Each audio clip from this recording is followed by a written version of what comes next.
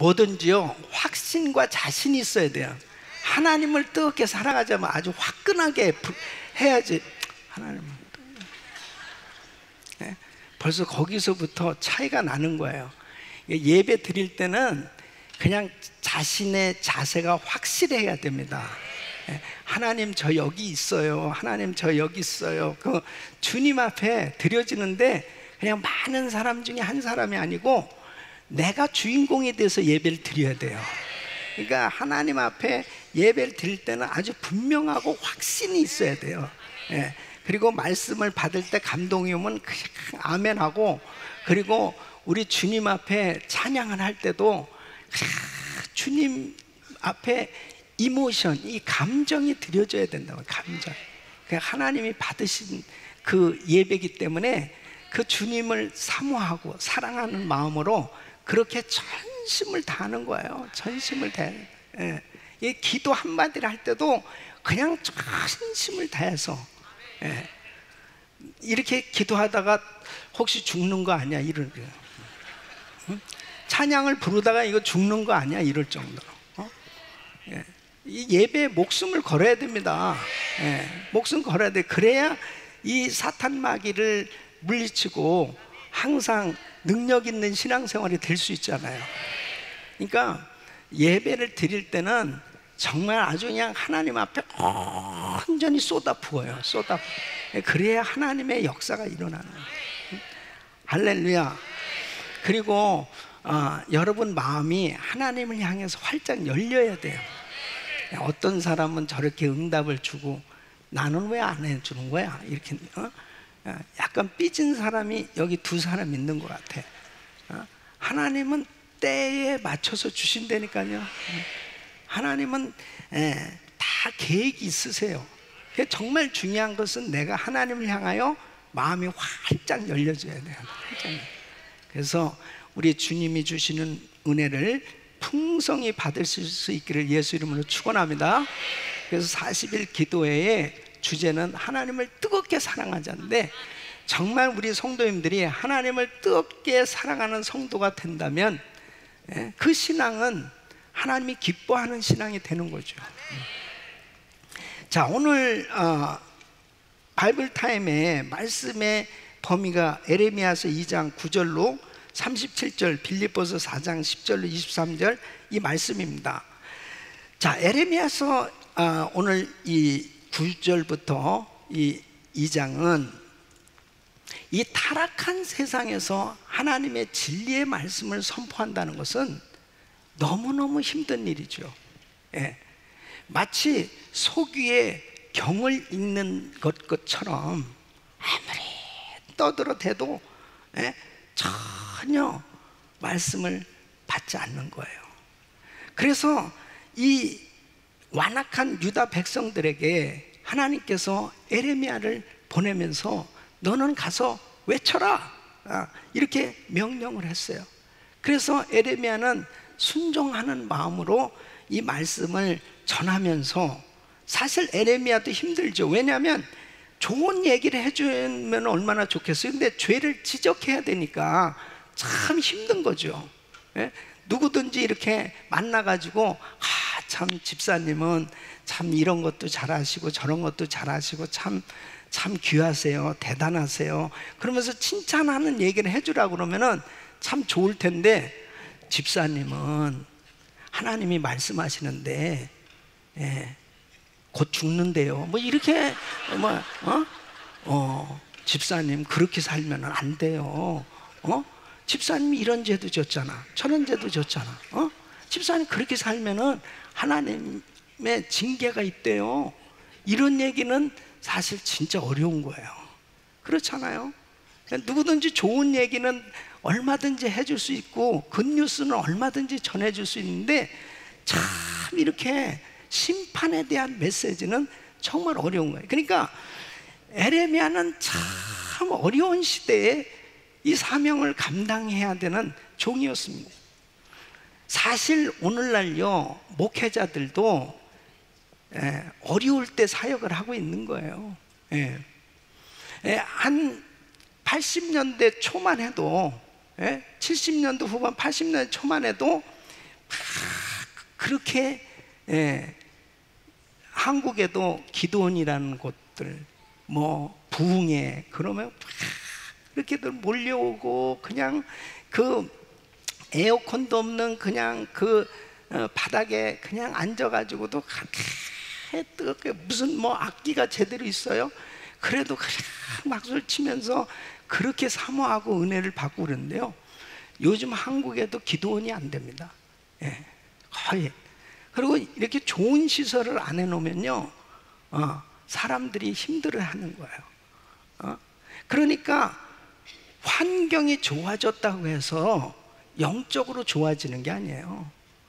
영적인 사람들은 영적인 은혜가 있어야 그게 좋은 환경입니다. 그게 좋은 환경 가운데 사역을 하는 거예요. 성도들이 막 사모하고, 말씀이 전해지면 순종하고, 그래서 막 실천하고, 그게 좋은 목회의 환경이지, 말씀을 전하면은 전혀 전하는 자와 듣는 자는 별개야, 완전히. 그러니까 이 유다 백성들에게 가서 외치라고 하나님 말씀하셨는데, 그들의 죄를 지적하는 거예요. 근데 11절 말씀 보면 그랬습니다. 어느 나라가 그 신을 신 아닌 것과 바꾼 일이 있느냐? 그러나 나의 백성은 그 영광을 무익한 것과 바꾸었도다. 그들의 영광, 그들의 하나님을 무익한 것, 즉 우상과 거짓 신과 바꾸었다는 거예요. 그러니까 뭐냐면, 이 택한 이 유다 백성들이 하나님을 당연히 섬겨야 되는 백성이잖아요. 선민이잖아요. 그런데 그들이 하나님을 버리고 우상을 선택했다는 거죠. 그러면서 이렇게 말씀하는 거예요. 세상에 어느 나라, 어느 민족이 자기가 그렇게 따르고 믿던 신을 그렇게 한순간에 쉽게 바꾼 민족이 어디 있냐는 거예요. 우상을 섬기는 그런 나라들도 그런 자기의 그 믿던 신을 그렇게 함부로 안 바꾸는데, 이 유다 백성들은 아주 그냥 쉽게 하나님을 버렸다는 거예요. 어떤 여자가 이 짝퉁 다이아몬드 있잖아요. 짝퉁 다이아몬드가 아주 그냥 굉장히 크고, 그냥 몇십 카레 될 정도로 이렇게 크고, 너무나 이게 번쩍번쩍거리고 멋있는 거예요. 그게 멋있다고 작은 진짜 다이아몬드를 그거하고 바꾸겠냐고. 그거와 마찬가지로 유다 백성들은 참 어리석다는 거예요. 진짜를 바꿨다는 거죠.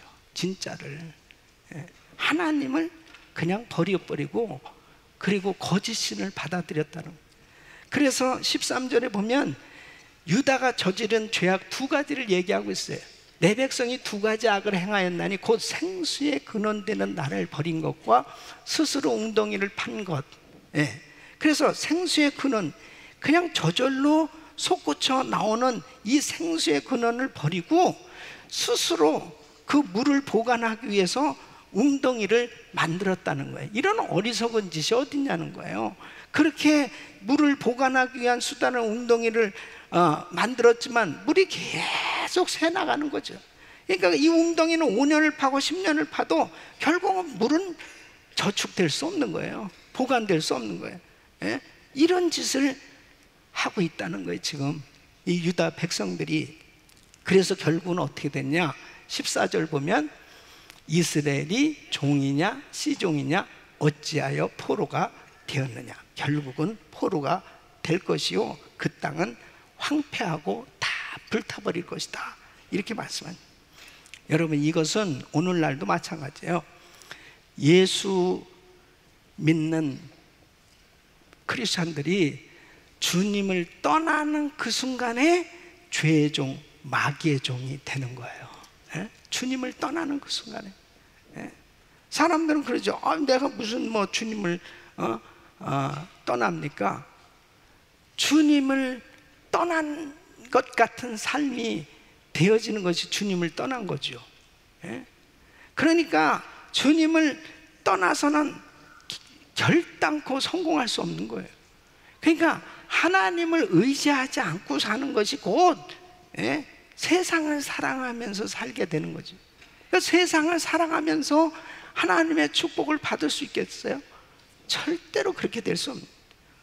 여러분, 하나님을 의지하는 자가 안전한 삶이 되는 줄로 믿습니다. 하나님을 사랑하고 사는 사람이 안전한 삶이 되는 거예요. 그러니까 하나님을 내가 의지하고 있느냐, 하나님을 의지하지 않으면 결국은 말라질 그 웅덩이를 계속 파는 것과 같은 그러한 삶을 살고 있는, 헛수고만 하는 거죠. 뭐 헛수고만. 여러분, 미국에 해롤드 휴즈라는 사람이 있어요. 이분은 20대 초반에 이제 결혼을 했는데 계속 이게 잘못된 습관 때문에 그 잘못된 습관을 끊지 못하니까 결혼 생활도 너무 힘든 거죠. 그 아내에게 상처를 주고 자녀들에게 계속 상처를 주고, 뭐냐면 알코올 중독자가 됐습니다. 알코올 중독.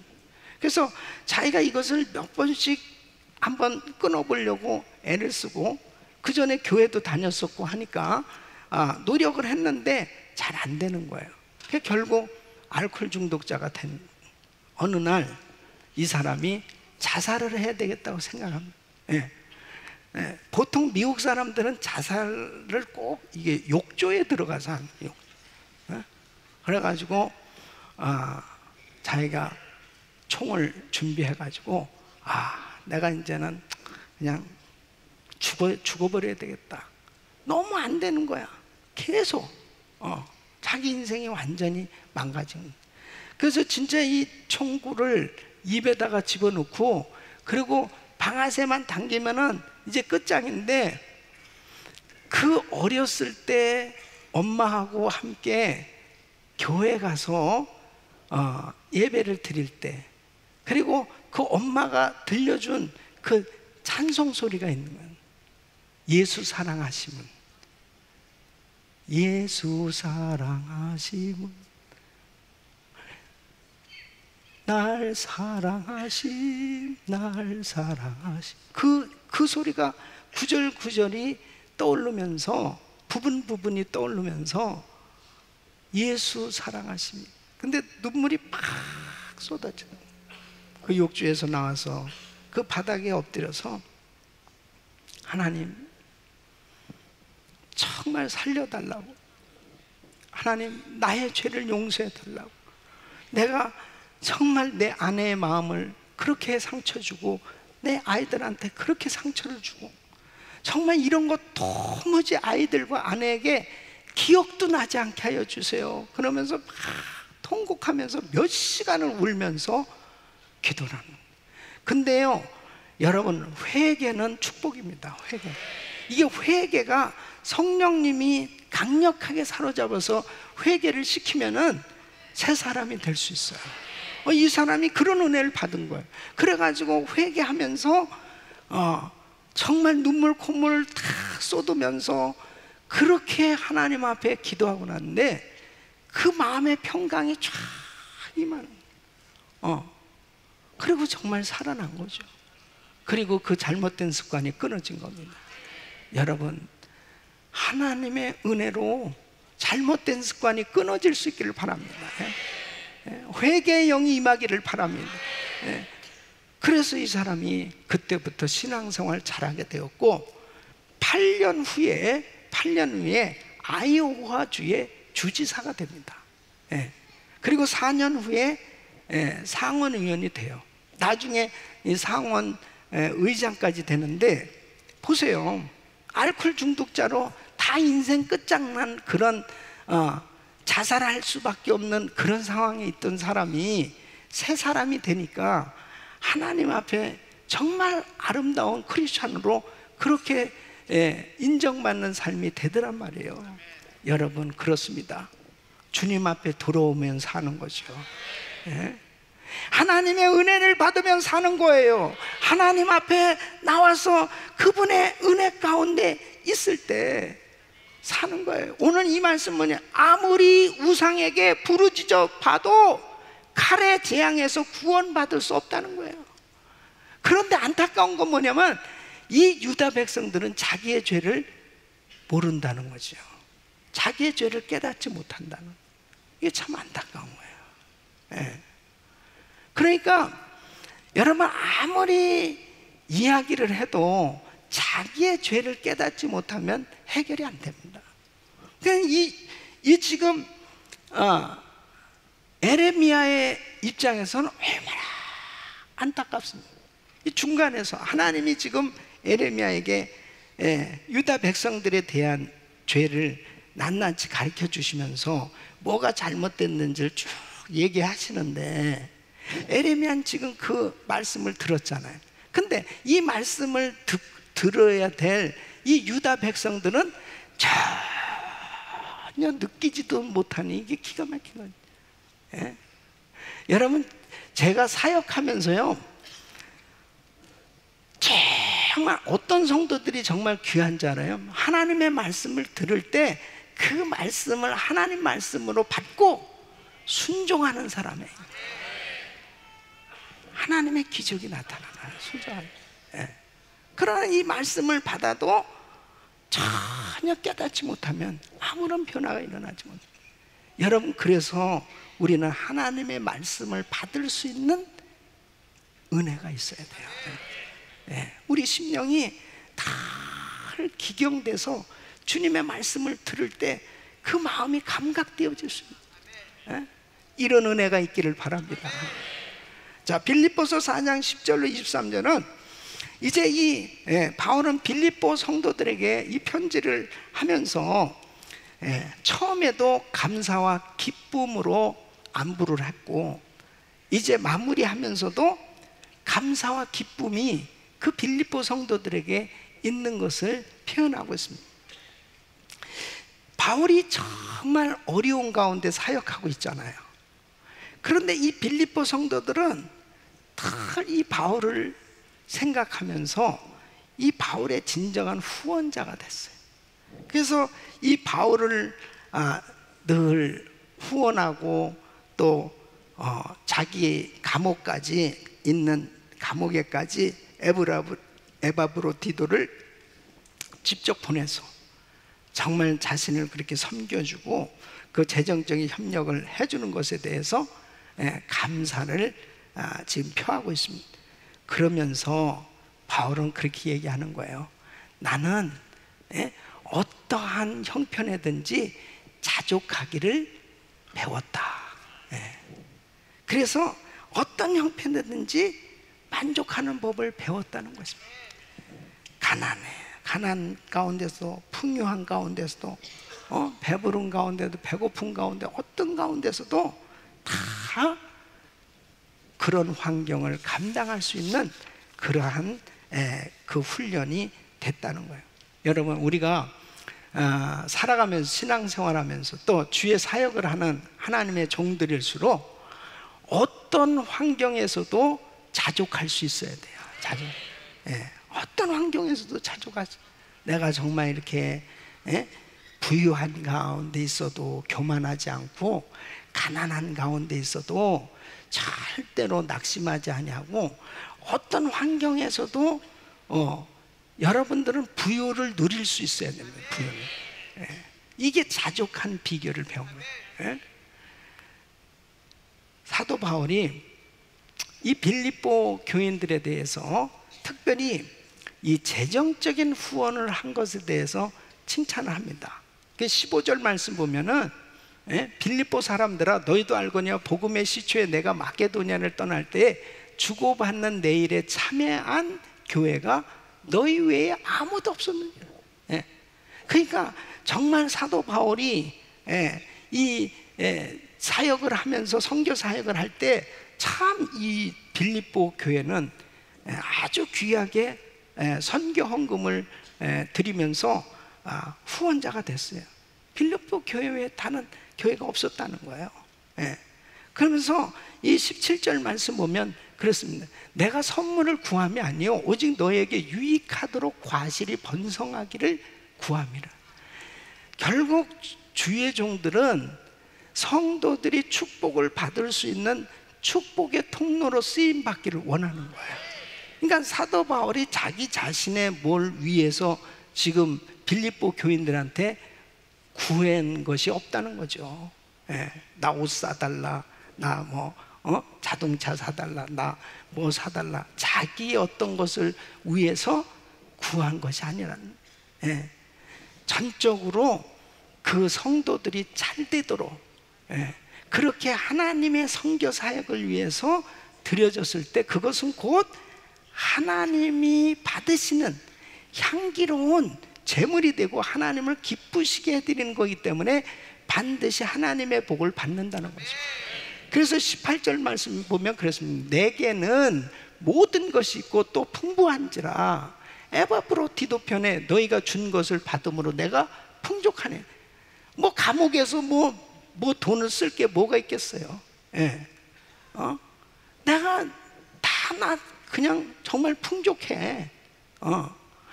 너희들이 드린 것, 예, 성도들이 드린 그 나한테 준 이것은 하나님이 받으실 만한 향기로운 제물이요 하나님을 기쁘시게 한 것이라.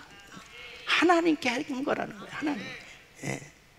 그래서 19절 보면은, 예, 사도 바울의 마음에 저절로 축복이 나오고 있어요. 나의 하나님이 그리스도 예수 안에서 영광 가운데 그 풍성한 대로 너희 모든 쓸 것을 채우시리라. 채우시리라. 여러분 그렇습니다. 예?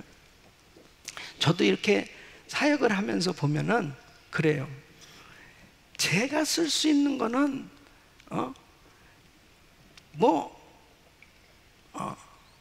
얼마 되지도 않죠.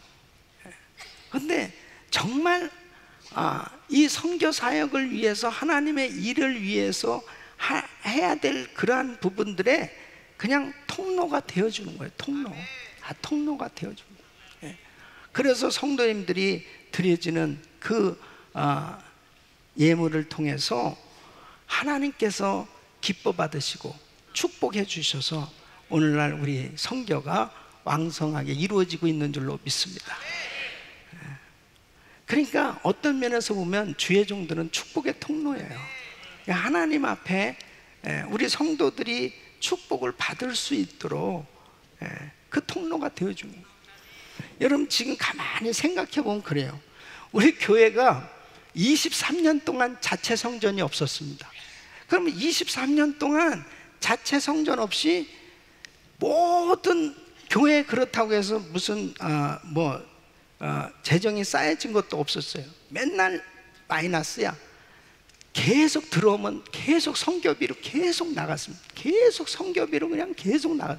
그러니까 교회 안에는 절절절절 맨날 쩔쩔쩔쩔 쫄쫄쫄쫄 짤짤짤짤 맨날 그런데 그냥 선교비로는 계속 나는. 교회가 23년 동안 새빵 살면서, 그리고 우리 사실 은혜교인들만큼 그렇게 헌금 많이 한 사람들 없습니다. 그냥 저도 생각하면 내가 은혜교회 온 건 헌금하러 온 건가? 그럴 정도로 목사인 제 자신이 그랬다니까요. 저도 1,000번째 지금 계속 꼬박꼬박 지금 같이 참여하면서 또 40일 기도해도 하루도 안 빠지고 하나님 앞에 예물을 드리는 거예요. 근데 주님 앞에 이렇게 우리 성도들이 계속 드렸는데요, 그럼 교회가 망해야 되잖아.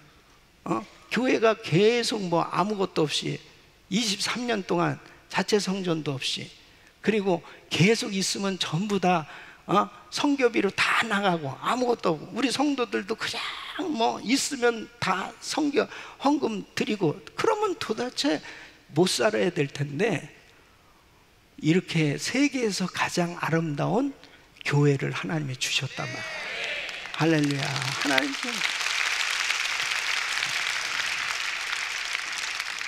그리고 우리 성도들이 너무 잘 살아요. 난 그게 진짜 이상해. 너무너무 잘 사는 거야.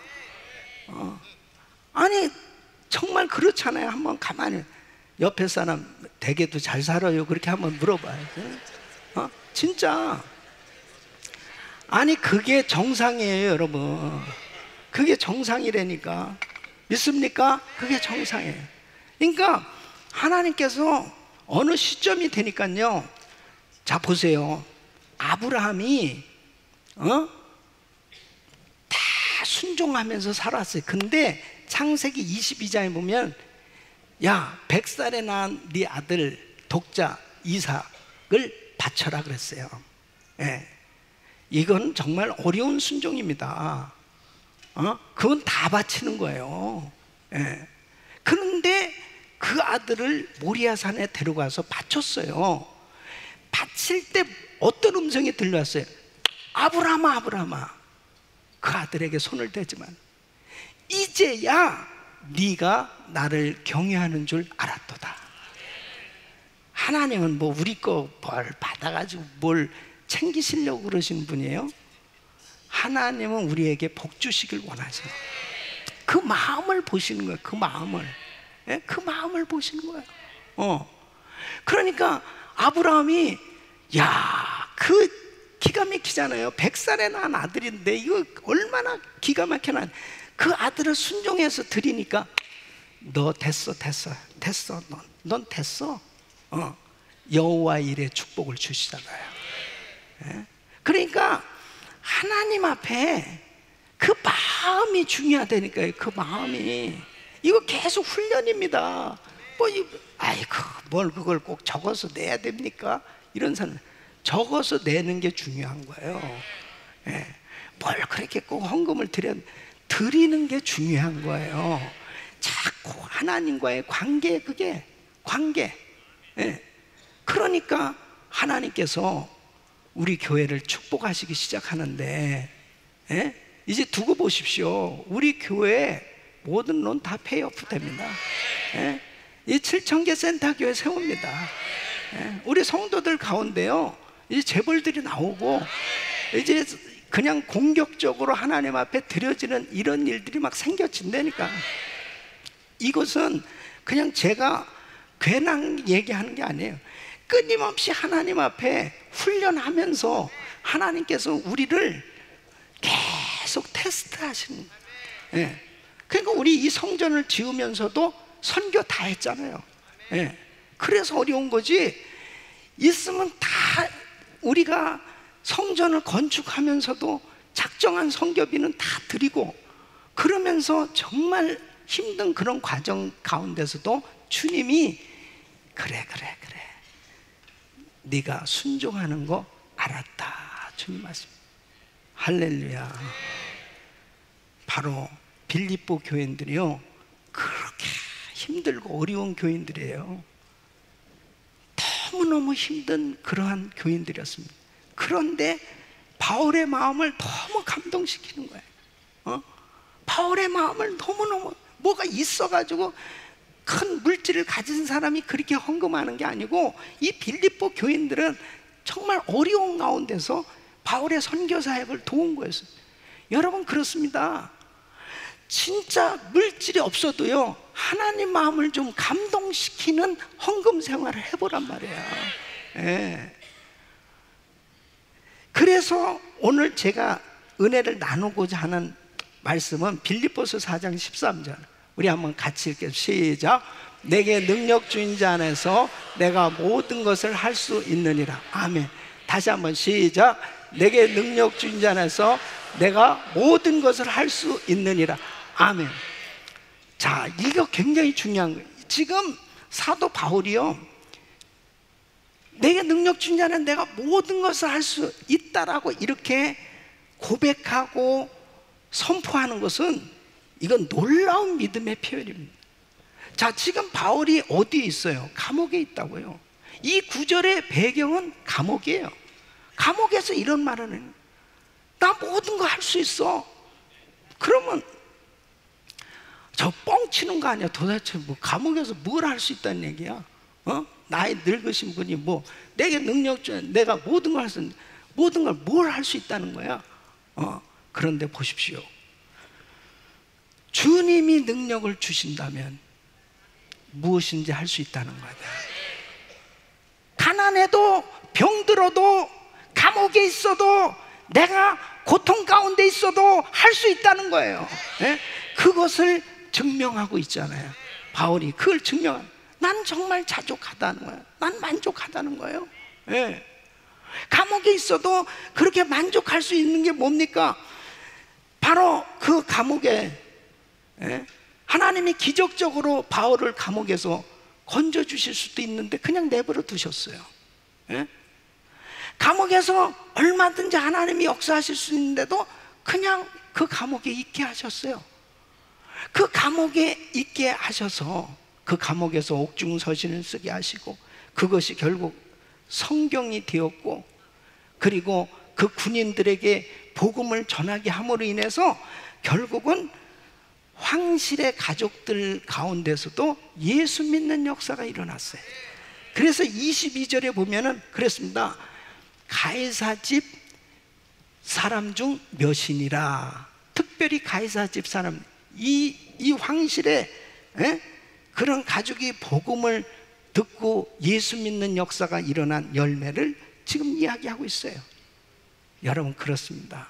사람들은 나 건강하면 주의를 해야지, 나는 사업이 좀 잘 되면 주의를 해야지, 내가 좀 뭐가 이루어지면, 지금 내가 이 형편에 뭘 할 수 있습니까? 아무것도 안 했습니다. 그게 아니에요. 내게 능력 주신 자에서 바로 주님이 함께 하시고 주님이 은혜를 주시면 지금 병든 가운데서도 할 수 있다는 거예요. 가난한 가운데서도 할 수 있다는 거예요.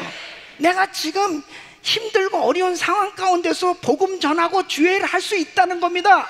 그러니까 사도 바울은 내게 능력 주신 자에서 내가 모든 것을 할 수 있느니라. 이게 세상이 감당할 수 없는 믿음의 사람의 고백이에요. 우리 사랑하는 성도는 왜 사람들이 낙심합니까? 왜 실망합니까? 왜 좌절합니까? 왜 주의 일을 못합니까? 왜 순종을 못합니까? 자꾸 환경에 눌려 있는 거예요. 환경에 영향을 받고 있는 거예요. 그러나 내게 능력 주신 자라서 내가 모든 것을 할 수 있느니라, 이 말씀은 어떤 환경 가운데서도 환경에 영향을 받지 아니하고 하나님이 함께 하시면 얼마든지 할 수 있다는 겁니다. 이게 자족함을 배운 비결이라는 거예요. 어떤 환경 속에서 그냥 있는 상황 가운데서 할 수 있다는 거예요. 사랑하는 성도 여러분, 그게 능력이에요. 그게 능력입니다. 병 나면은 하는 게 아니에요. 병든 몸 가지고 주님, 이 모습 그대로 주님 앞에 드려지기를 원합니다. 예? 그럴 때 하나님이 기적을 베풀어 주시는 거예요. 내가 지금 정말 너무 생활이 힘들어요. 너무 형편이 어려워요. 그럼에도 불구하고 그 가운데서도 주님 앞에 시간을 드리고 물질을 드리고 주님 앞에 자기 몸을 들여서 주님 앞에 쓰임 받아보고 싶어하는 그런 마음을 가지고 드려질 때 하나님이 그 길을 확 열어주십니다. 그런 사람들은 아무리 물질이 많아도 교만하지 않습니다. 교만하지 않아요.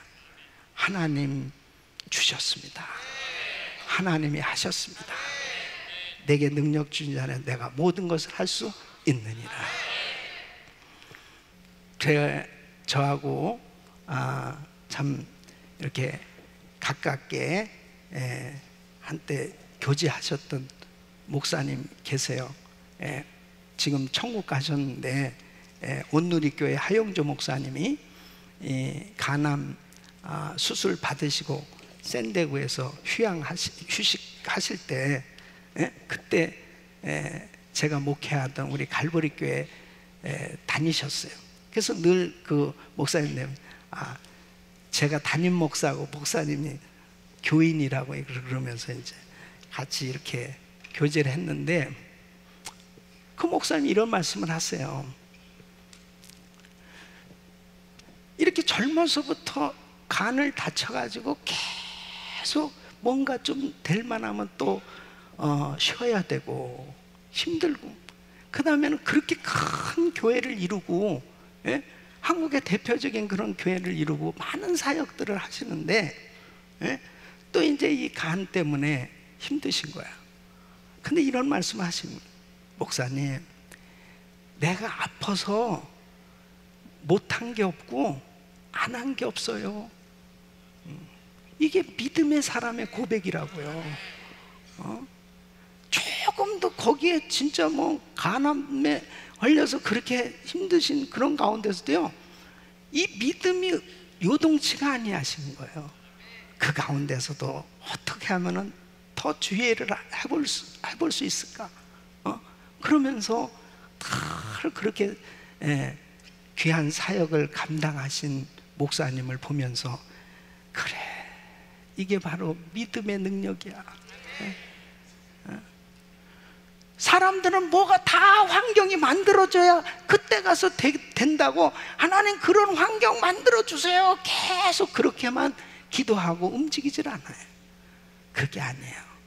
내게 능력 주인 자 안에서 내가 모든 것을 할 수 있느니라. 지금 하세요. 지금 하세요. 그냥 현재 내가 할 수 있는 상황 가운데 하나님 앞에 드리란 말이에요. 그게 능력입니다. 그럴 때 하나님이 건강도 주시고 물질도 주시고 은사도 주시고 시간도 주셔서 마음껏 사역하게 하신 줄로 믿습니다.